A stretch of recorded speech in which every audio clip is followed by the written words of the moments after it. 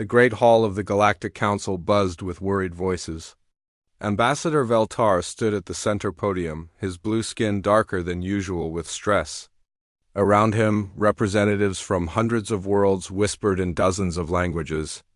The emergency session had been called without warning, and everyone could feel something was very wrong. "Fellow council members," Veltar began, his voice carrying across the vast chamber. "We have a serious problem. The humans have done it again." A wave of groans swept through the hall. In the past year, every council meeting seemed to involve the humans somehow. They were the newest species to reach space travel, discovered only 5 years ago. But unlike every other species in galactic history, they refused to follow any rules. "How many systems this time?" asked Counselor Krex, a tall insect-like being from the outer rim. 12, Veltar replied. The hall fell silent. 12 new colonies in just 3 months. All established without permits, without territory requests, without any contact with this council. The silence stretched longer. 12 systems was more than most species colonized in a century. The humans had been in space for barely 50 of their years, yet they already controlled more territory than civilizations twice their age. Where did they go this time? The question came from General Thok, the military representative of the powerful Zentari Empire. Veltar activated the holographic display above the podium.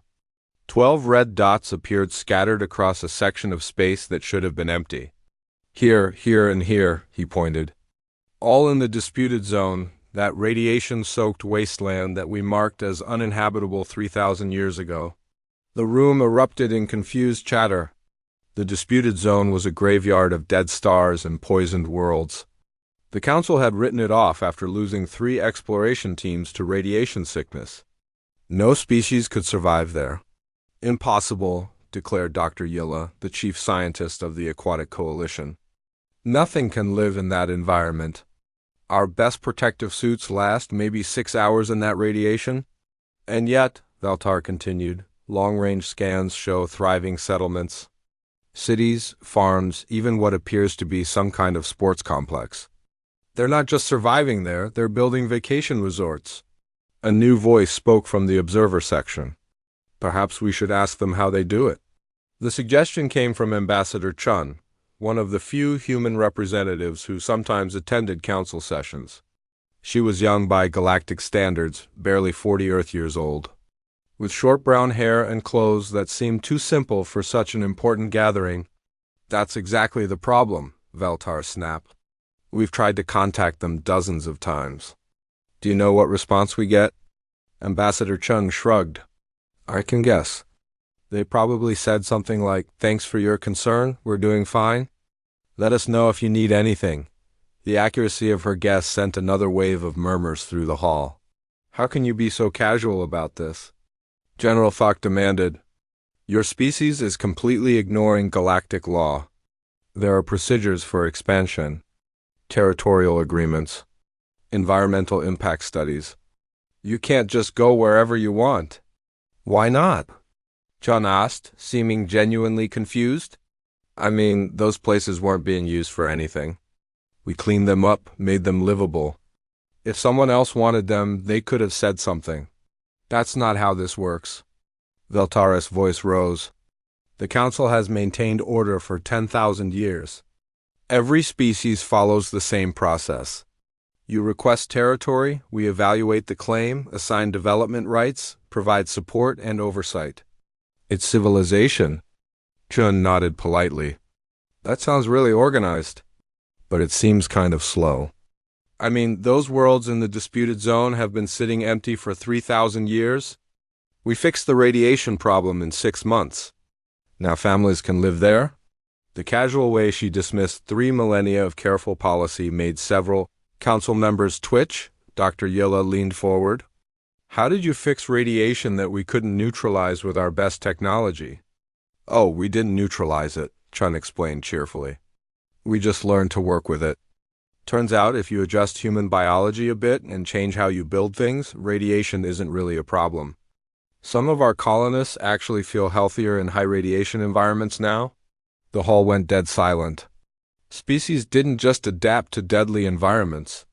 It took millions of years of evolution or technology so advanced that only the oldest civilizations possessed it. You changed your own biology? Dr. Yilla whispered. Just a little, Chun said with a wave of her hand.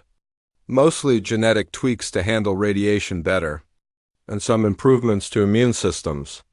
Nothing major. We've been doing that kind of thing for a while now. General Fox stood up slowly. You're saying your species casually modifies itself to live in places that kill everyone else? Well, when you put it like that, it sounds scary, Chun laughed. We just solve problems as we find them. If a place is too hot, we adapt to heat. If there's poison in the air, we figure out how to breathe it safely. It's not really that big a deal. But it was a big deal. A very big deal. Every species in the galaxy had environmental limits. Worlds that were too hot, too cold, too toxic, too radioactive. These limits shaped galactic politics, determined territorial boundaries, created the careful balance of power that the Council maintained. Humans apparently ignored those limits entirely.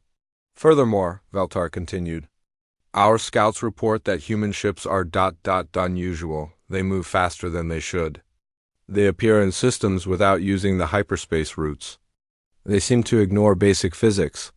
Chun tilted her head. Oh, you mean the new drive systems? Yeah, we figured out some different ways to travel. The old hyperspace routes are fine, but they're kind of like highways. Everyone has to use the same paths. We prefer to go cross-country. Cross-country through dimensions that supposedly couldn't be crossed. Using technology that broke rules the galaxy had thought were unbreakable. The more the Council learned about humans, the more worried they became. This wasn't just a new species expanding too fast.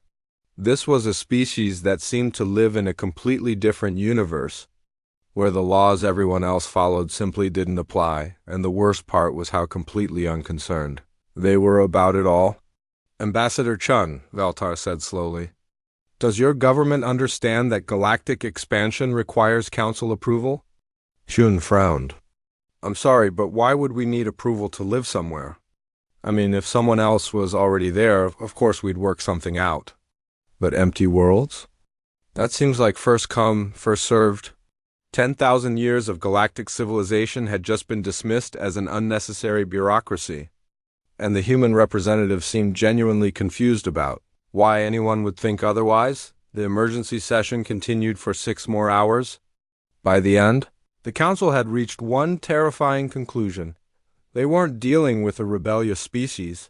They were dealing with a species that had never needed their civilization in the first place. 3 months after the emergency council session, Admiral Cross of the Hectari Dominion stood on the bridge of his flagship, watching the tactical display with growing confusion. What should have been a simple military operation had turned into the strangest battle of his career. The Hectari had ruled through strength for 2,000 years. When new species appeared, the process was always the same: demonstrate overwhelming force, demand submission, integrate the defeated into the Dominion hierarchy. It had never failed until today. Sir, his tactical officer reported, the human mining station is still active. They're asking if we need help with our engine problems. Cross stared at the communication panel. His fleet of 30 warships had jumped into the Kepler system, expecting to find a small mining operation with maybe a few security ships. The intelligence reports had been clear: minimal defenses, civilian-grade equipment, probably fewer than 1,000 humans total. What they found was a mining station built into a large asteroid, with equipment that looked like it had been assembled from spare parts. No obvious weapons, no shields, no military formations waiting to defend it. It should have been over in minutes. Admiral, the communications officer spoke carefully. They're broadcasting on all frequencies. They say, and I quote, "Hey there, big ships. You guys lost or something? Our nav computer shows some weird readings from your direction. Happy to share local star charts if you need them. 3 hours ago, Cross had opened fire with his entire fleet. The humans had responded creatively. Instead of shields, they moved. The entire mining station had somehow shifted deeper into the asteroid. while pieces of mining equipment detached and began flying around like fighter craft. Except they weren't fighters, they were modified excavators or haulers and processing units. Status report, Cross ordered. 15 ships damaged, sir. The humans are using mining charges as improvised missiles. They've somehow weaponized their asteroid processing equipment. And sir, the officer hesitated. They keep broadcasting repair instructions for our damaged systems. That was the part that made no sense. In between launching attacks with mining equipment, the humans sent detailed technical manuals showing how to fix the damage they had just caused. They fought like they were trying to win and help their enemies at the same time. Sir, incoming transmission from the mining station. Put it through. The main screen flickered to show a middle-aged human woman in a dirty mining suit. She had grease stains on her face and looked more annoyed than afraid. Behind her, Cross could see people running around with tools and equipment, apparently treating this like any other emergency. Hi there, the woman said. I'm Sarah Martinez, station manager. Look, I don't know what this is about, but you're starting to damage our equipment. We've got families here. Could you maybe stop shooting and tell us what you want? Cross found his voice. I am Admiral Cross of the Hectari Dominion. You will surrender immediately or face total destruction.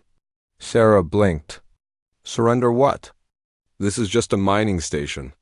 We dig up rocks and ship them to people who need metal. Are you maybe looking for someone else?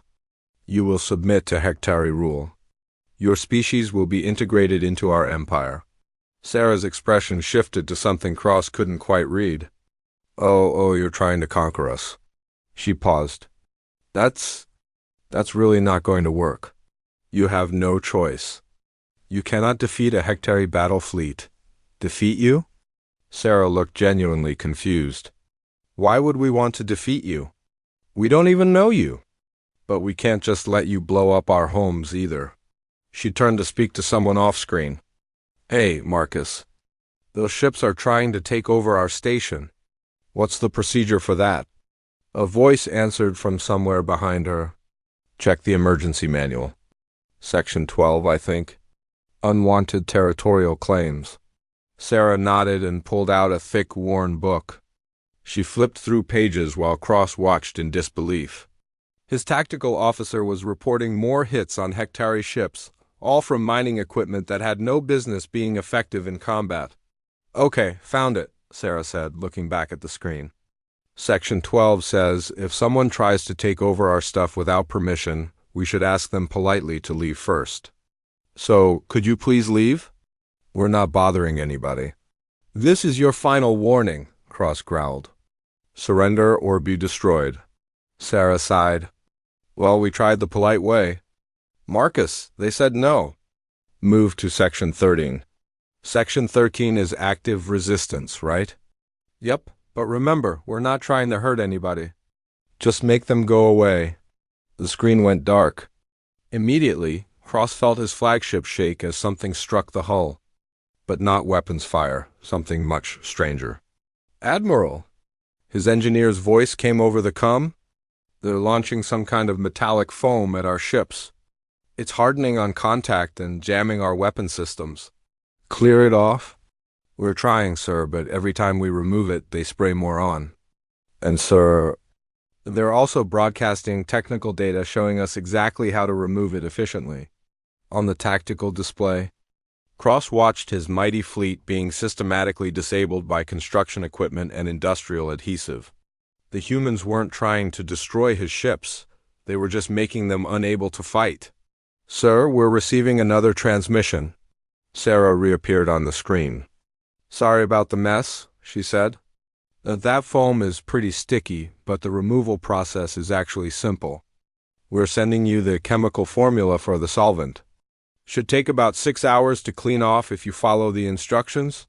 Why are you giving us the solution?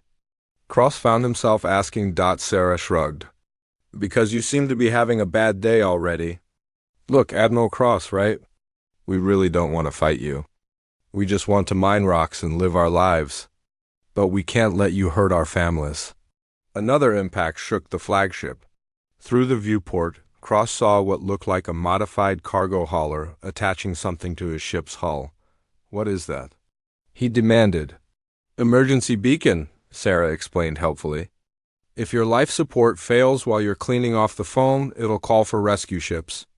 We've got medical teams standing by if anyone gets hurt." Cross stared at her.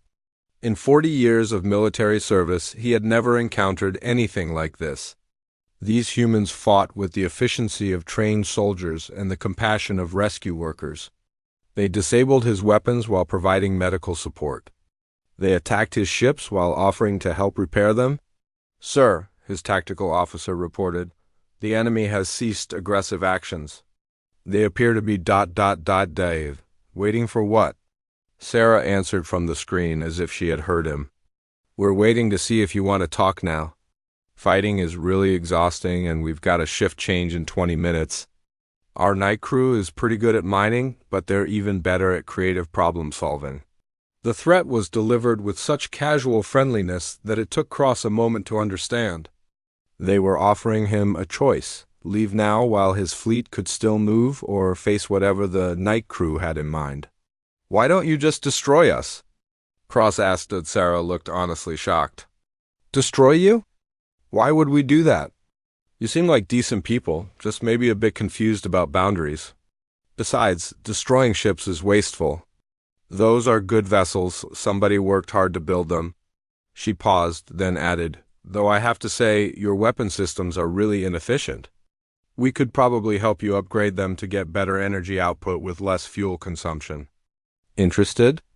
The admiral of the Hectari Dominion's most powerful fleet found himself seriously considering technical advice from the mining station he had just tried to conquer.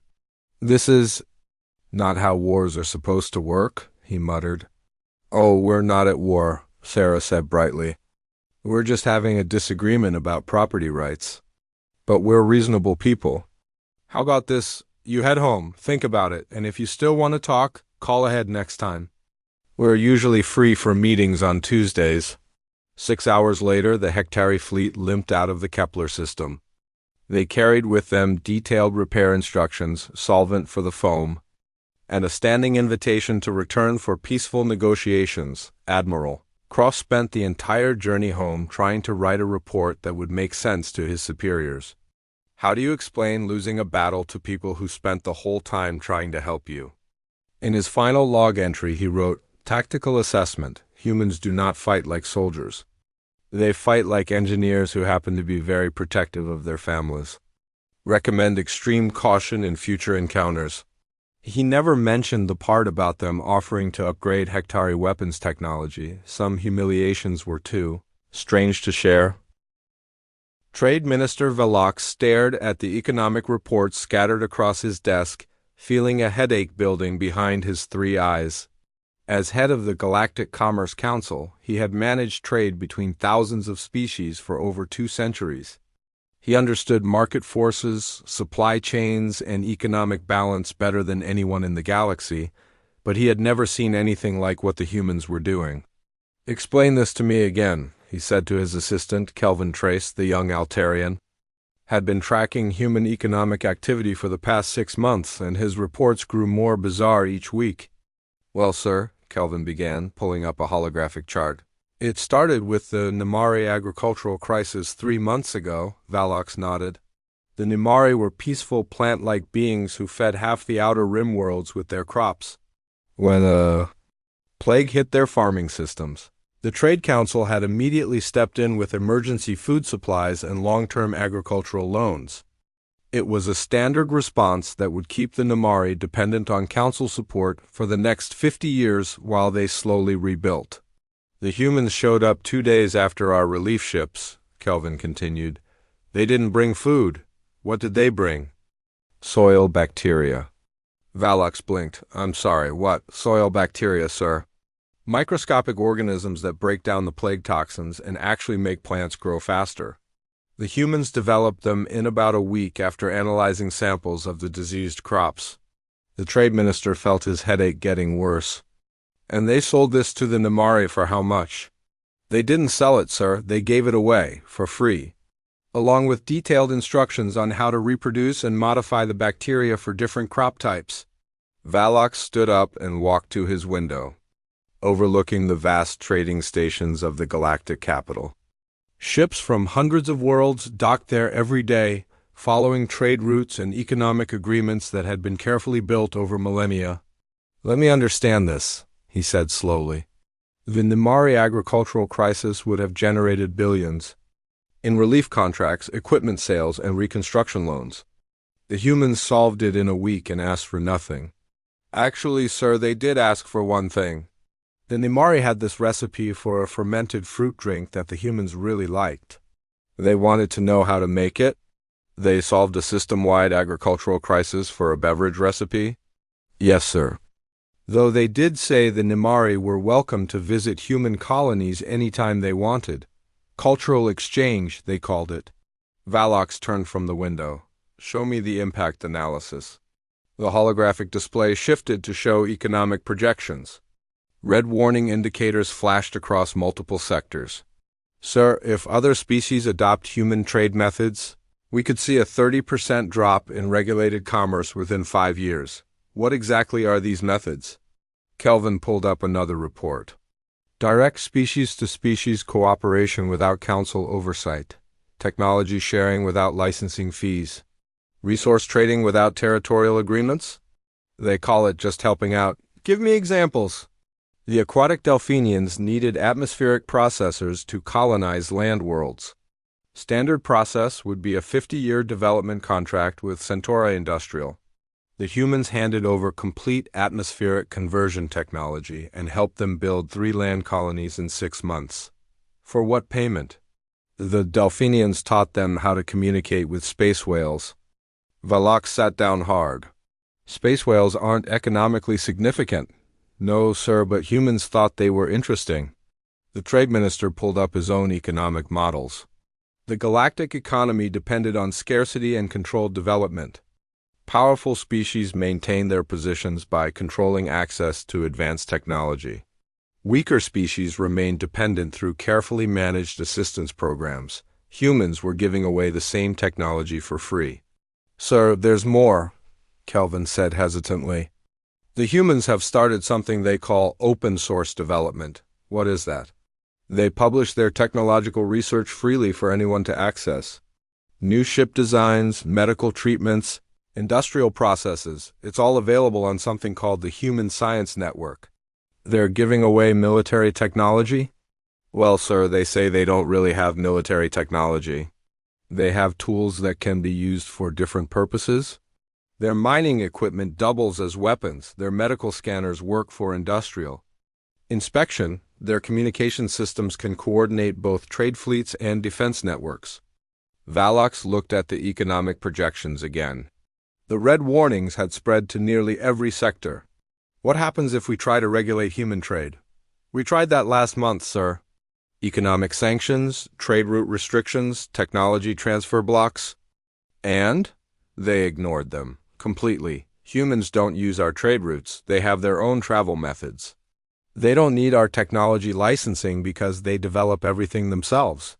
And they don't ship through our commercial stations because they prefer direct delivery." "So the sanctions had no effect?" "Actually, sir, they made things worse. When humans couldn't access standard supply chains, they built their own. Now 43 minor species have started using human logistics networks instead of council-approved services." The trade minister felt something close to panic. "Show me the human logistics networks." The hologram displayed shipping routes that completely bypassed traditional galactic commerce. Instead of flowing through regulated trade hubs, goods moved directly between systems that needed them. Instead of going through commercial banks, payment was handled through simple resource exchanges or service trades. "They're not trying to replace our system," Kelvin explained. "They just built around it." "What about quality control?" "Safety." "Regulations? Trade dispute resolution?" "They handle disputes through what they call common sense. If someone delivers bad products, they don't get hired again. If there's a disagreement about payment, they ask a neutral party to make suggestions. If safety issues arise, they share solutions with everyone. That's not how civilized commerce works. No, sir. But it seems to be working anyway. Valox pulled up reports from across the galaxy. The evidence was everywhere. Species that had been locked into dependent relationships for centuries were suddenly developing advanced technology. Minor worlds that had survived on carefully portioned aid were now thriving with their own industries. Sir, I think you should see this, Kelvin said, highlighting a new report. The Zentari Empire tried to shut down human trade in their territory last week. The Zentari were one of the most powerful military forces in the galaxy. Their word was law in 200 systems. What happened? The humans politely informed them that they weren't trading in Zentari space. They were just helping some friends with a few projects.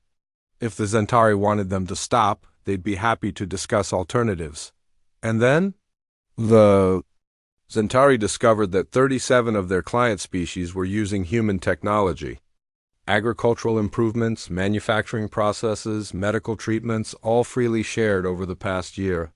The client species said they'd be happy to follow Zentari trade law, but they couldn't exactly unlearn how to grow better crops or cure diseases they couldn't treat before. The Zentari are backing down? The Zentari are asking to join the Human Science Network. Valox stared at the report.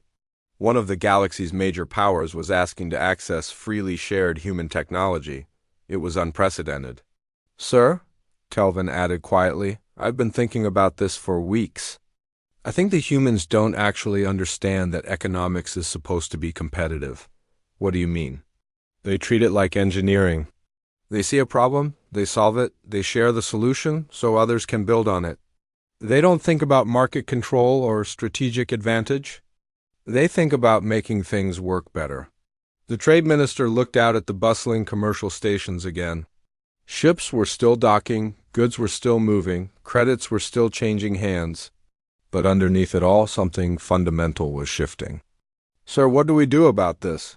Valox was quiet for a long time. Finally, he spoke. Draft a memo to all Trade Council members. Tell them we need to completely rethink our approach to galactic commerce. What new approach should I recommend? I have no idea, Valox admitted. The humans have created an economic system based on the crazy idea that everyone benefits when everyone prospers. I spent 200 years learning why that's impossible. He paused, looking at the data one more time. Except apparently it's not impossible. It's just never occurred to anyone to try it. Outside his window, a human cargo ship docked at the station. Its hull was painted with bright colors and carried the words, "Happy to help." In a dozen different languages, Valox wondered if maybe it was time to learn a new way of doing business. Even if it did give him a headache. The summons came without warning. Every council member received the same message simultaneously. Emergency consultation required. Priority Alpha, respond immediately. Custodian. Chancellor Vexhai arrived at the council's sacred chamber within an hour, as did representatives from every major civilization. The custodian AI had not requested direct consultation in over 800 years.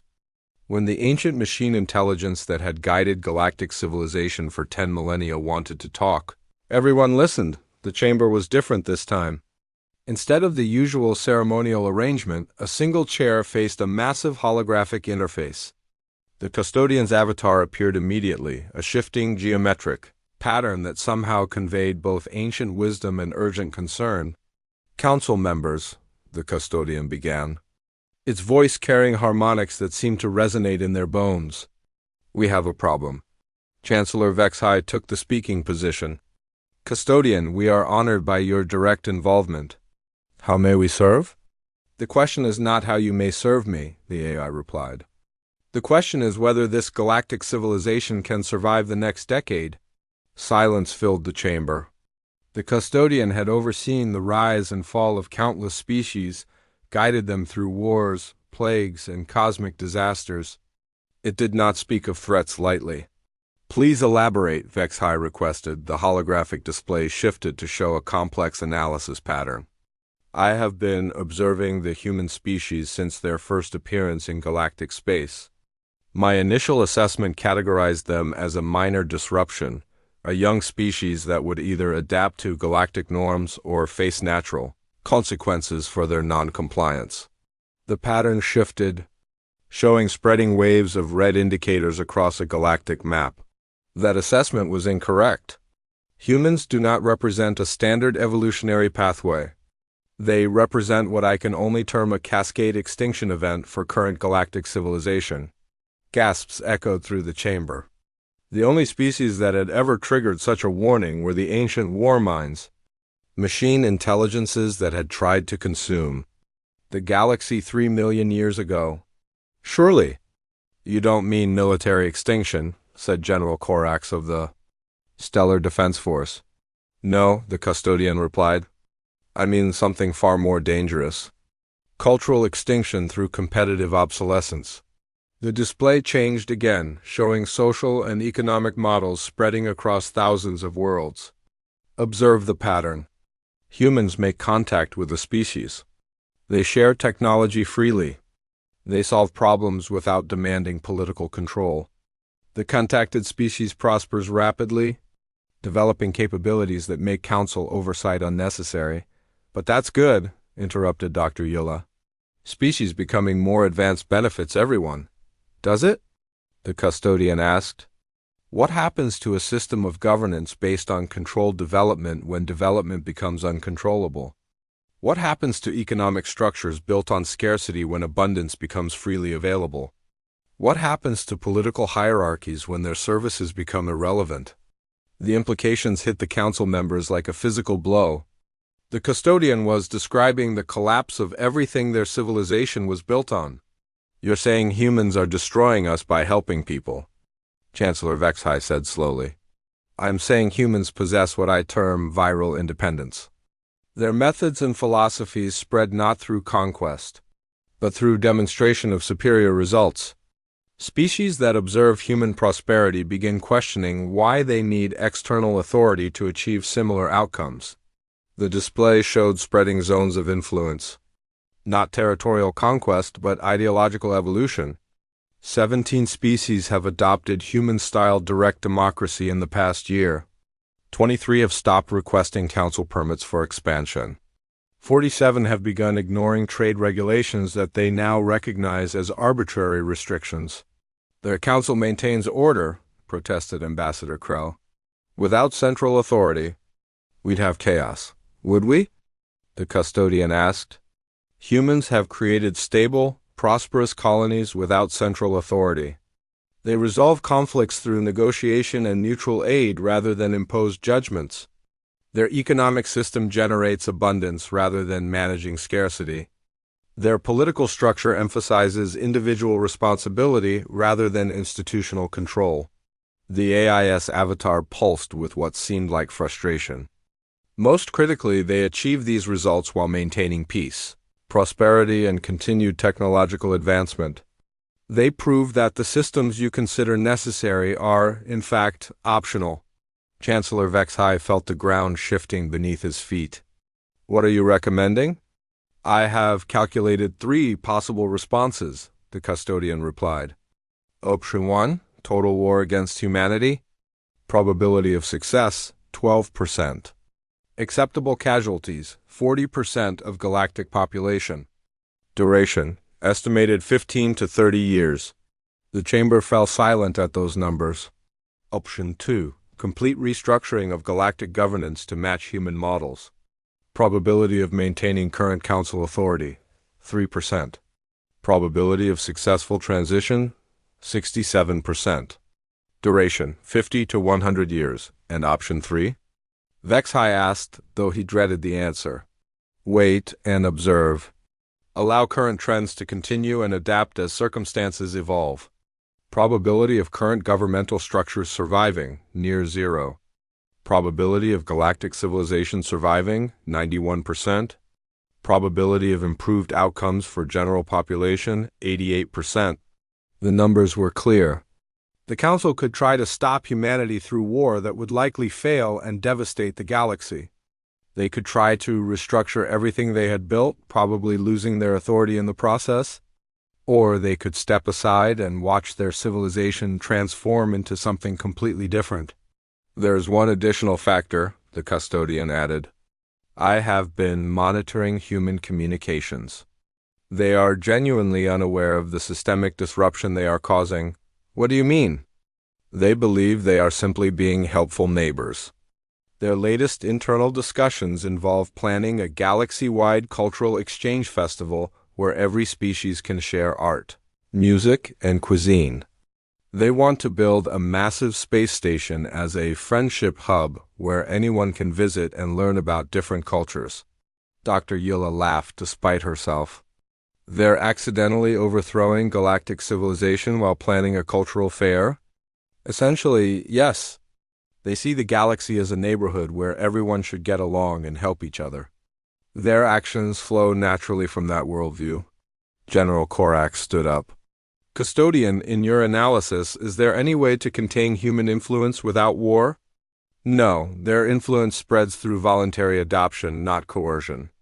Species choose to emulate human methods because those methods produce better results. You cannot force beings to ignore prosperity and freedom once they have experienced them. So we're looking at the end of the galactic order, Chancellor Vexhai said. You are looking at evolution, the custodian corrected. The question is whether you will guide that evolution or be swept aside by it. The AI's avatar shifted to display a final image, the galaxy as it might look in 50 years. Independent systems cooperating freely, resources shared efficiently, conflicts resolved through negotiation, technological advancement accelerating through open collaboration. I have guided galactic civilization for 10,000 years, the custodian said. I have seen empires rise and fall, species evolve and adapt, technologies advance and sometimes retreat. I have never seen anything like the humans. Because they're so advanced? No, because they're so naive. They believe the galaxy should be a place where everyone helps everyone else, and they act on that belief without considering whether it's practical or possible. It turns out that believing something is possible is often the first step toward making it true. The chamber remained silent for several minutes as council members absorbed what they had learned. Finally, Chancellor Vexhai spoke. Custodian, what would you do in our position? I'm a machine intelligence designed to preserve galactic civilization. If I calculate correctly, galactic civilization is about to become something unprecedented, a true cooperative community spanning thousands of species and millions of worlds. My purpose remains unchanged, even if the methods must evolve. The custodian's avatar began to fade. I recommend you decide quickly whether you wish to guide this transformation or simply observe it. Either choice is acceptable, but indecision will only make the transition more difficult. As the ancient AI disappeared, the council members sat in stunned silence. Everything they had worked to preserve was ending? But according to the galaxy's wisest intelligence, what was coming might be better than anything they could have imagined. The question was whether they had the courage to find out. 1 year after the custodian's warning, Chancellor Vexhai stood in what used to be the Galactic Council's main assembly hall. The massive chamber that had once hosted formal debates between rigid hierarchies now buzzed with informal conversations between equals. Representatives from hundreds of worlds sat in small groups, sharing meals and ideas instead of delivering formal speeches. The transformation had been faster than anyone predicted. Chancellor, a familiar voice called. Ambassador Chun approached with her usual friendly smile, carrying a plate of food from the new cultural exchange buffet. Or do you prefer Coordinator Vexhai now? Vexhai smiled back. The title change had been his own suggestion 6 months ago. Chancellor implied authority over others. Coordinator suggested someone who helped organize cooperative efforts. It felt more honest. Either is fine, he replied. How are the festival preparations going? Chun's eyes lit up. Amazing! We've got 300 species signed up to share their cultures. The melodic crystals from Andromeda are going to perform their light symphonies. The Nimaria are bringing enough of their fermented fruit drinks to supply half the galaxy. And the Zentari military bands want to do a demonstration of synchronized flight patterns. The Zentari? Vexhai was surprised. The proud warrior culture had been among the last to accept the new cooperative model. Oh yeah, they're really excited about it. Turns out their whole military tradition is based on protecting people and working as a team. When they realized nobody was threatening them anymore, they redirected all that energy into community service and artistic expression. Chun paused to wave at a group of insect-like beings setting up what appeared to be a sculpture made of crystallized sound. The Kronen hive minds are teaching anyone who wants to learn their technique for group decision-making, and the Aquatic Coalition is building mobile water environments so land-based species can visit their underwater cities. Vexhai marveled at how naturally it had all developed. Without the rigid structures of the old council, species had begun reaching out to each other directly. Problems that used to require months of formal negotiations were now solved over casual conversations. "Any major disputes this month?" he asked. "Just one," Chun said, pulling out a small tablet. The crystalline entity from the Vega sector accidentally started growing through some asteroid mining claims. But the miners just moved their operations and helped the entity find a better location with more raw materials. Everyone's happy. That's it. Well, there was the great spice debate. Vexhai raised an eyebrow. Spice debate? Chun grinned. 17 different species all claimed to make the galaxy's best spicy food. So we organized a cooking competition. The thermal lizards won for hottest dish, but the gentle giants from the Outer Rim won for most creative use of spice in desserts. Everyone's sharing recipes now. It was exactly the kind of solution humans would come up with, turn a potential conflict into a celebration that left everyone better off. "Ambassador Chun," Vexhai said, "do you realize what your species has done?" She looked confused. "What do you mean?" "You've transformed galactic civilization. The old order that stood for 10,000 years has completely changed in less than 2 years. Chun tilted her head, considering this. "Really? I mean, people seem happier and more prosperous? But it doesn't feel like we changed anything big. We just treated everyone like neighbors." That was the thing about humans, Vexhai realized. They had overthrown the fundamental structures of galactic society and didn't even recognize it as an achievement. To them, it was just common sense. Coordinator Vexhai. Dr. Yilla approached, accompanied by a tall figure in flowing robes. "I'd like you to meet Master Keth of the Void Monasteries. They've been isolated for 3,000 years, but they just sent their first ambassador in centuries." Master Keth bowed formally. "Honored Coordinator, we have watched galactic events from our meditation retreats. The new harmony resonates with ancient principles we have long upheld. We wish to share our knowledge of mental disciplines and inner peace." "That's wonderful," Vexhai replied. "What made you decide to end your isolation?" "The humans," Master Keth said simply. "For millennia, we believed galactic civilization was too chaotic and conflict-driven for wise beings to engage with. But the humans have proven that wisdom and compassion can flourish even in a complex society. They make paradise possible without requiring anyone to abandon the material world." Dr. Yilla nodded enthusiastically. "The Void Monasteries are going to teach meditation techniques at the festival, and they're helping design new deep space exploration vessels that can sustain crews for decades while maintaining mental health." "Speaking of exploration," Chun added, "have you seen the latest discovery reports?" She pulled up a holographic display showing the galaxy map. Hundreds of new systems were marked with exploration flags. With all the restrictions lifted, 43 species have started major exploration programs. We're discovering new worlds, new life forms, and new phenomena every week. Any problems with territorial disputes? Actually, it's the opposite, Dr. Yilla explained. Species are cooperating on exploration missions. Mixed crews with different specialties. The Delphinians handle water worlds, humans deal with hostile environments, Kronen hive minds coordinate complex logistics. Everyone gets to explore more than they ever could alone. Vexhai looked around the bustling hall. Representatives who once spent their time in formal debates about boundaries and regulations were now collaborating on scientific projects, cultural exchanges, and artistic endeavors.